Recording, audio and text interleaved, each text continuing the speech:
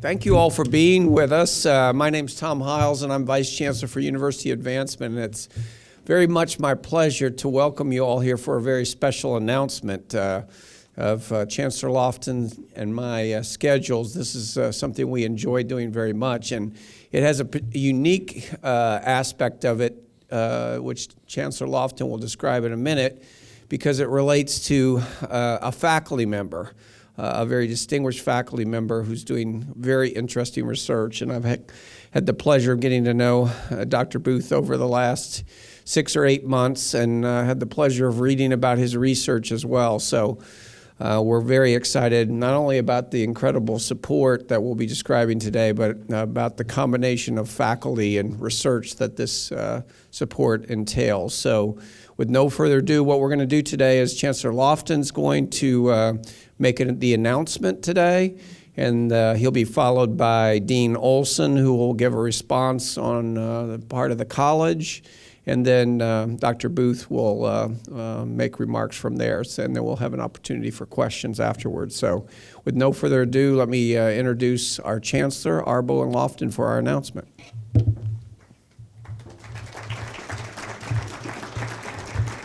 Well, good morning. Let's all take a deep breath. M-I-Z. Well, that's passable. I'll give you a bar on that one. It's still cold outside. This is a very special moment. I've done many gift announcements in my career, and they're all very, very important, very special in their own way. But this one is almost unique, And so it gives me extraordinary pride in my university to be here and to make this announcement. You have to understand that I and this man here do a lot of asking. We go out a lot, both within Missouri and across the entire country and the world now, talking to people who have a connection to this university and really asking them in the nicest way we can, would you mind helping? Would you mind helping the university? And most are very willing to do so, and we've had great success with that. But when you do those kinds of asks, there's always sort of a little hidden piece behind that. You know, what are you doing? What are you doing personally, and what are the people behind you doing at the university to show me, the possible donor here, that you believe in what you're doing, that you believe in what you're doing? Now, that's an interesting thing. And so it's extraordinarily important and so impactful when one of our faculty steps up and says, I'm going to do something that's impactful. The ripple effect of that, sir, is incredible. And since I'm on the front, I'm the point of the spear trying to get this money sometimes, it is so important that I can say, you know, we have people at Mizzou who've been there for their careers, and they believe so strongly in the institution, they're willing to put their money out there as well.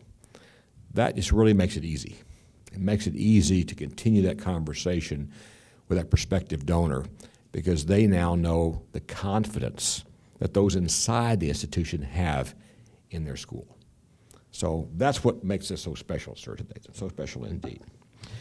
Frank Booth received his undergraduate degree in biology from Denison University and his doctorate in exercise physiology from the University of Iowa, both fine institutions, you know, reasonably good compared to Mizzou. Okay. He came here in 1999. His work focuses on the brain and the unhealthy effects of physical inactivity. I need to learn more from you, sir. In addition to his role in the College of Veterinary Medicine, Frank has cross appointments in the School of Medicine, the College of Human Environmental Sciences, and the Dalton Cardiovascular Research Center. Now, that's pretty broad collaborative activity there, and that speaks to the man, I think, and speaks to not simply the importance of his research, but how impactful it is across different kinds of fields. He's a true example of what sets this university apart. Just a little side note, when I was looking at this position back last year, one of the most compelling things I saw at Mizzou was the degree of collaboration that crossed departmental and college school boundaries. That was it was more common by far here than where I have been in my career. And this is my 7th place to be. In addition to doing his impactful research and teaching here at the University of Missouri, Frank has also been, for many years, very much engaged in philanthropy and supporting us in that way. His gifts have been regular and, again, building on top of each other to accomplish wonderful things here. Through all that, he has been able to join our Legacy Society, the Column Society, Jefferson Club, and the John W. Conaway Society. So it gives me extraordinary pleasure today to announce a gift of $1 million to the University of Missouri by Frank Booth to both fund his research and to endow the Frank Booth Fellowship in Physical Activity and Health. Thank you so much, Frank.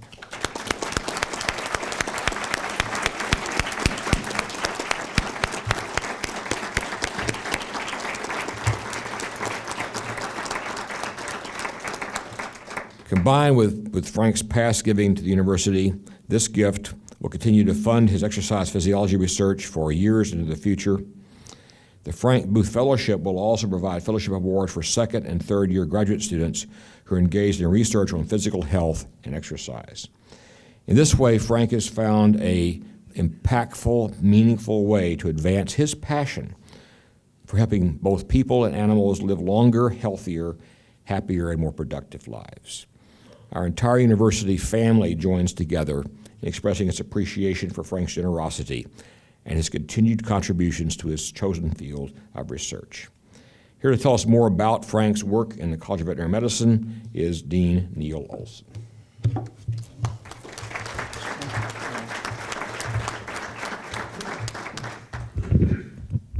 Thank you, Chancellor Lofton. I too would like to extend my hearty welcome to all of you this morning for this announcement.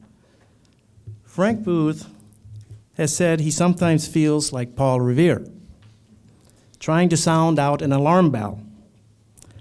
But unlike Mr. Revere, Frank isn't concerned about the British. His warning instead is that chronic diseases are here and more are coming. Chronic diseases are coming as a result of our collective sedentary lifestyle.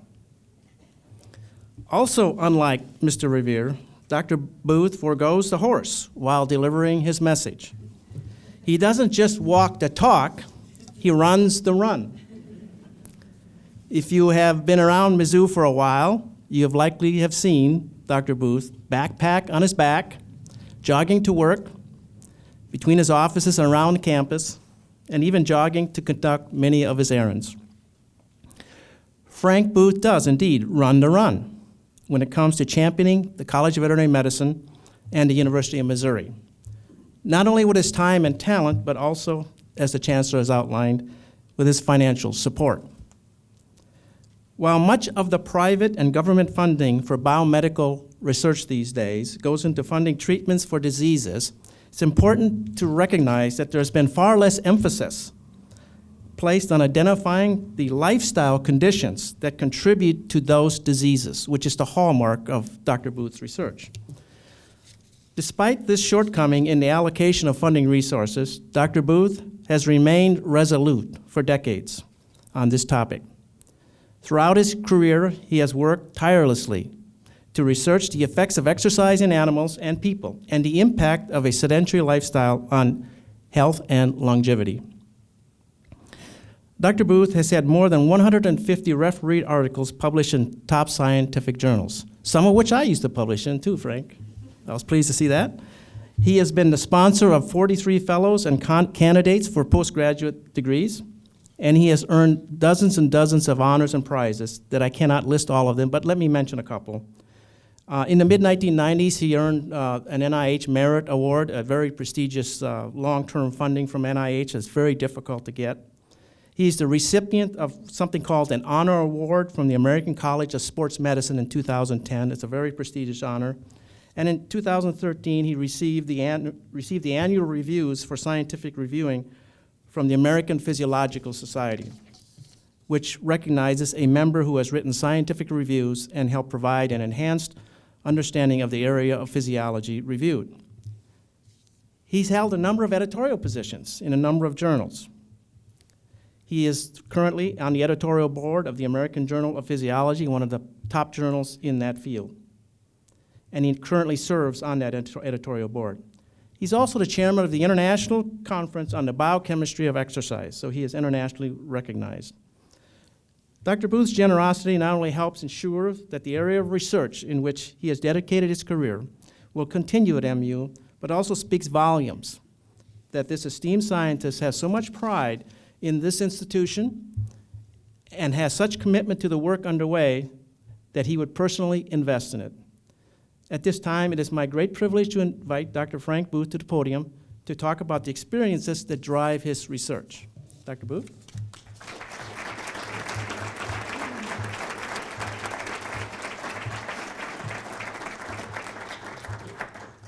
Well, I'm honored to be here. I would like to go through and talk about the short history for why my gift was given. What I'd like to mention first is that Tom Hiles mentioned to me that I'd given this money and I've kept it private, and could I make it public? And I did. And I wanted to do that basically because it would support the university. If it's something that helps Tom, then it's something I want to do.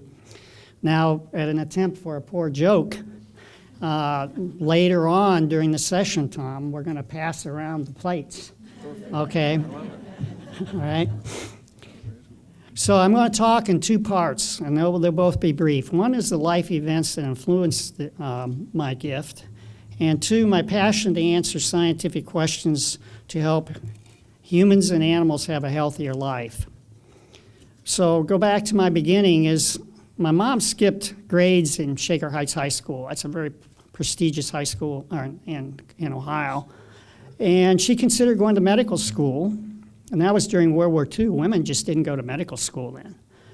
Instead, she chose to raise a family of 5, and I think it's from her I inherited my brain genes. My father, on the other hand, was a playboy.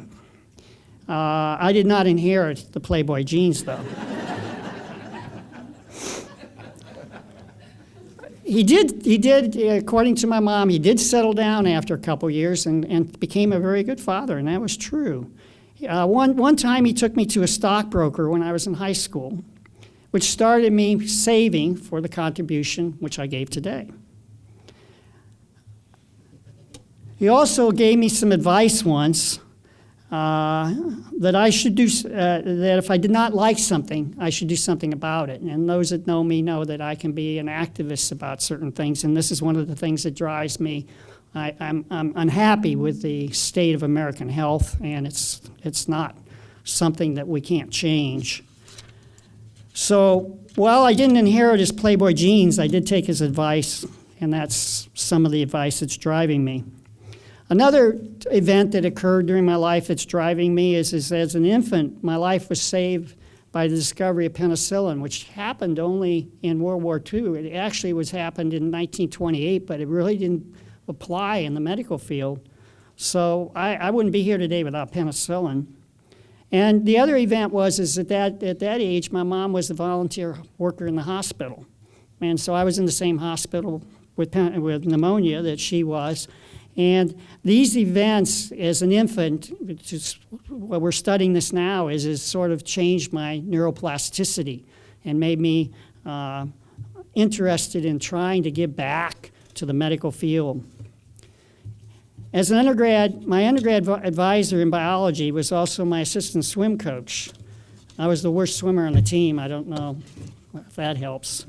But he came to me one day in 1965 and handed me a flyer he knew me well. I would go to his office and we'd talk at night. And he said there's a unique NIH program to start the field of exercise physiology, and this is what you may want to be. And that's what I became. Also, moving through the 60s, there are a number of events that were sort of tragic, and I'll go through them, that sort of told me to become more active in doing things. John F. Kennedy was elected president in November of 1960, but if you go on the web, you can find it in December 26, 1960, he had an article in Sports Illustrated. and it was called The Soft American. And it went through at that time how Americans were getting soft, and nothing's really changed in the last 50 years. This inspired me, and I'm going to go through 3 assassinations. He was shot 2 days, the 51st anniversary of him being shot. Assassinated was 2 days from now. I lived through Martin Luther King and his dream. He was also shot. I have dreams. Bobby Kennedy was shot and assassinated, and one of the statements I always come back to, there are those who look at things the way they are and ask why. I dream of things that never were and ask why not. These events, plus my father's advice, make me be the person who wants to give back. One of my MD PhD students who knows me well is now at the global head of pediatrics therapeutic area at Novartis, and he once told me, I select the hard questions that are too tough for others to ask and address. And that's what I'm going to do, I'm going to describe in a minute. He has matched one of the programs to fund graduate students by half that was mentioned. I want to sort of make a verbal transition really fast here, and that is to mention I could not have done it without Mizzou. I was at another place before this, and I could not have done it. I'm not going into those details. The administrators here have all been very supportive, up and down the line. They've always backed what I've been doing and encouraged it. And I need to thank all the leadership on this campus. To sort of follow up on a theme, I had to write a report recently, and I found in the last 8 years that I have co-authored with 14 other investigators on this campus papers in the last 8 years, and that I have a number of co-authors off campus, 2 collaborators. So go back, put together all these earlier themes of being a late bloomer, and I think the best research is ahead of me. And that's what I want to continue to do. And that leads to part 2, where I'm going to go through briefly my projects that I'm working on and why I'm working on them. I always had the feeling when I was young, why did my grandmother, Jessie May, most of my family's from the South, tell me she got tired doing dishes when she was in the 80s? And she lived to 99 and died getting out of bed putridly. And she likely lost so much fitness in her later life. When I visited her, she was afraid to walk because she'd fall and break bones. She likely exceeded her maximal aerobic capacity. That is, the maximal amount of energy you can use to be active, and that falls with aging. And so that question drives me and what happened to her. And during what basically, to put it in an analogy, during those eight decades, she traded in her jet engine for a Cadillac engine to a four-door Ford engine to a Mini Cooper to a motorbike engine. That's what happened to her maximal oxygen capacity. She just kept trading in the vehicles till there was a real small engine, and that small engine was exceeded when she got out of bed, and I want to know why.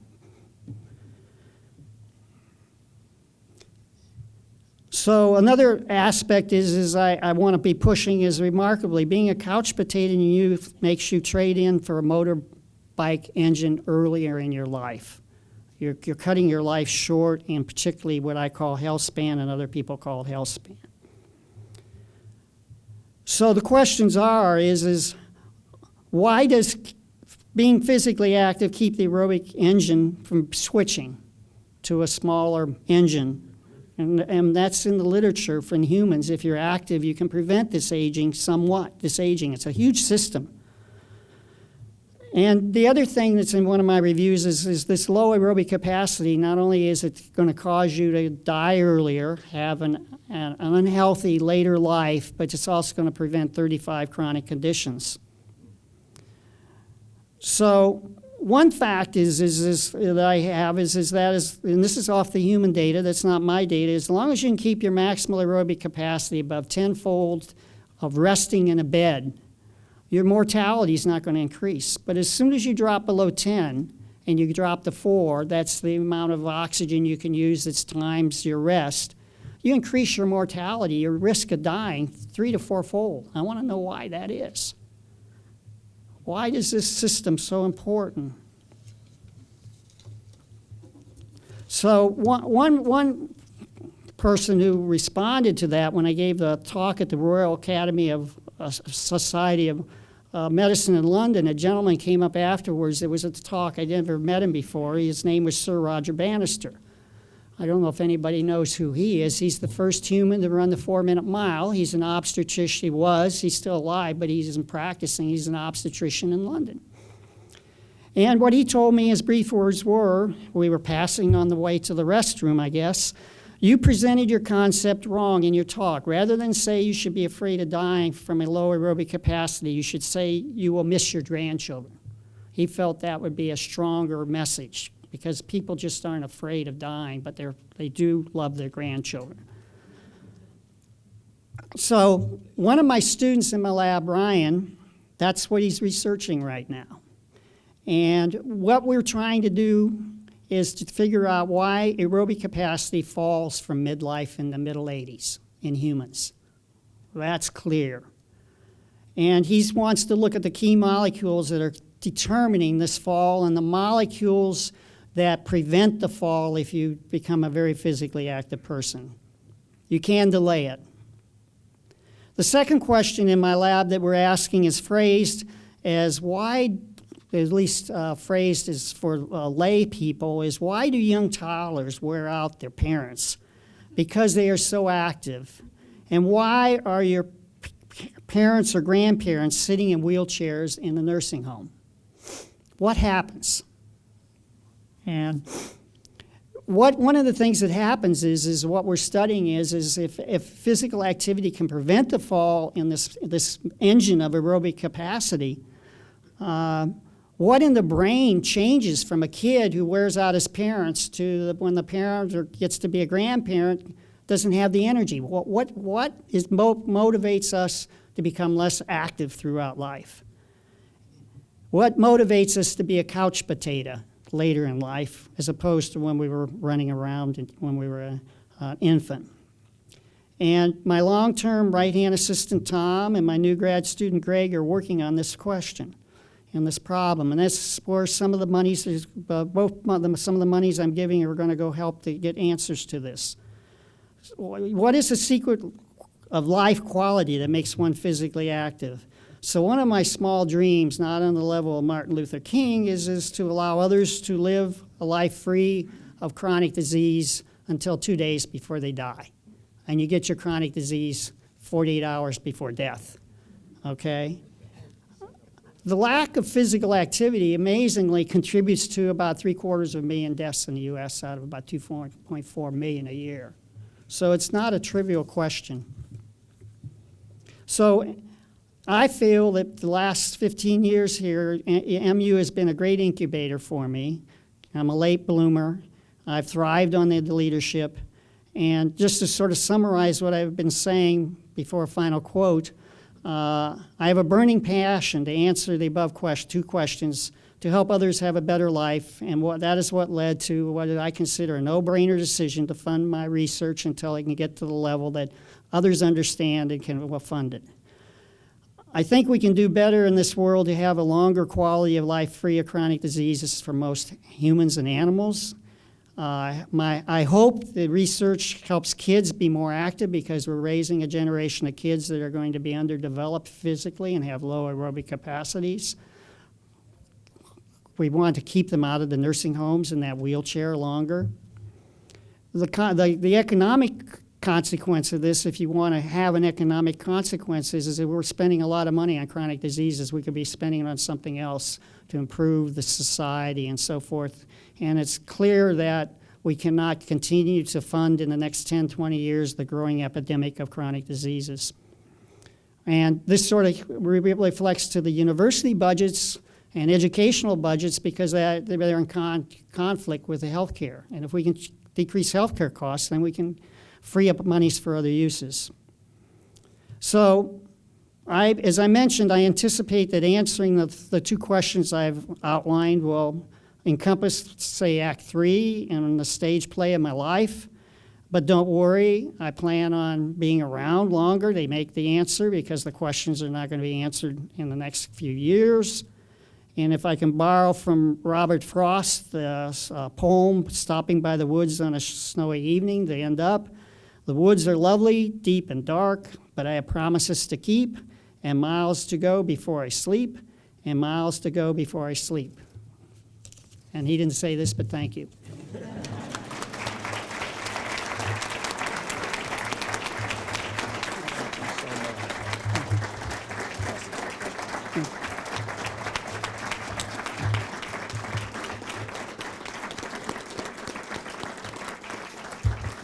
Well, we're going to have one more presentation here in just a second, but I just want to say, not only did we get the gift today, but Dr. Booth is also teaching. He's also teaching through his remarks and words, and any professor that wears a suit and tie with their tennis shoes, I'm signed up for. When I was reading about what Frank had done, and we had the opportunity to talk with him about giving this gift, as what we do is we always check, and I went back and read the New York Times article, and I read that, he works out in the morning, which I work out in the morning too, so I kind of started with that.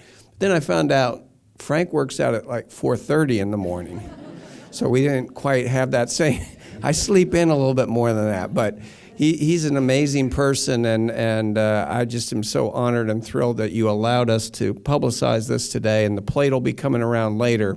But Dean Olson, we have one more presentation, and then we'll stay around for questions from the media. But one more round of applause for Dr. Booth, please. So let me turn it over to Neil for a presentation.